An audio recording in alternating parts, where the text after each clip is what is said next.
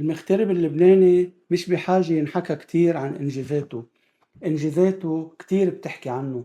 المغترب بحاجة لينحكى عن حنينه لتفاصيل كانت ترافق حياته اليومية وبطلت موجودة.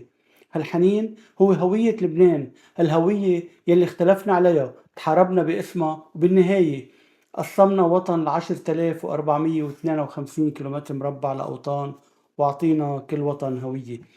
اختلفنا دايما على هوية لبنان، ولكن كل مرة كان يجمعنا الحنين. شي مرة سمعت شي لبناني من بنت جبال عم يحكي بالعاطل على منقوشة عناية، وياما هو وعم بيزور قديس هيك الحي ميل وعلى ريحة منقوشة الصاج بارك وتبارك. شي مرة سمعت شي لبناني من طرابلس عم يتشكى على كبة صغرتها، وبنت صغرتها مش عم تتغزل بالحلو الطرابلسي. شي مرة سمعت شي لبناني مهتم يعرف شو طايفة هند قبل لمع، كل شي بيعرفوا إنها أميرة، شو مذهب الدروندي والمختار، شو طايفة شوشو، وشو عقيدة أخوة شناي. سمعت شي مرة حدا فرقت معه إنه أماليا أبي صالح غيرت ديانتها، وشي حدا تاني فات على مكتبته بهونيك نهار أسود وخزق كتاب النبي لأنه يلي عامله من بشري. شي مرة شفت شي لبناني من النبطية عامل حملة على شلالات البردونة وعم بيشتم بعرقاتها. أو شي مرة شفت ابن زحلة إلا وهو قاتل حاله على شوية زيت زيتون من صور. شي مرة التقيت بشي لبناني من الأشرفية مش ذاكر بدفتر ذكرياته هيديك الغفوة تحت العريشة بمشغرة.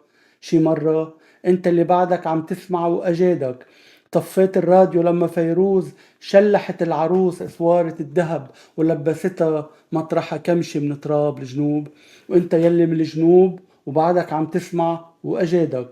شي مرة نرفزت على فيروز لانه بهونيك ليلة من ليالي الشمال الحزينة بعتت من قلبها سلام خاص لبيروت. لك في شي مرة إلا ما وصل صريخ أبو سليم على فهمان على كل شبر بالضاحية وبجزين، وبعده أيلول بيرجع ورياض شرارة فل قبروا ستات الزمن الحلو بمحبتهم، وبعدهم لليوم عم بيبكوا عليه ل 18 طايفة. في شي مرة إلا وما حسيت انت وجارك يلي من غير طايفتك انه زياد الرحباني هو ابن الله اكتر منك ومنه. في شي مرة وكل ما أخدك الحنين مشوار على أسواق بيروت القديمة ما صليت إنك تشوف ولو شي مرة وحدة وشو ما كان اسمه لبياع البوظة والجزرية والسوس والليمونادة والكعك والفول، وما تقلي إنك بالزيتونة كنت تدقق بالهويات. في شي مرة جوجلت شو ديانة أكرم الأحمر، شو إيديولوجية وحيد جلال، وشو التوجه السياسي لسميرة توفيق. وبحس كلنا أو أغلبنا بعدنا شكين بفكر زكي نصيف، بس مشتاقين أكتر على لبنان من وراه، ولأنه عيونه ما بتكذب بعدنا مصدقينه إنه لبنان راجع متحلي وأخضر أكتر مكان. والمفارقة إنه اختلفنا على شكل لبنان بكتاب التاريخ، بس اتفقنا على شكل جات التبولة. ومطرح ما عمرنا حواجز وحيطان بعدها خيطان الحنين بتاخدنا قش لفة على شارع الحمرة. قناة خيطان الحنين لبنان بين غربة واغتراب شغلتها وما رح تتغير. هي سؤال بيرسم مستقبل، شو هو أكتر خيط حنين بعده بشدك للبنان الزمن الجميل.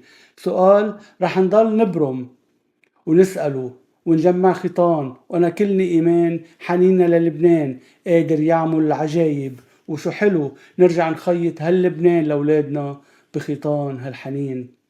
فيك ما تشارك بس ما تقطش الخيط.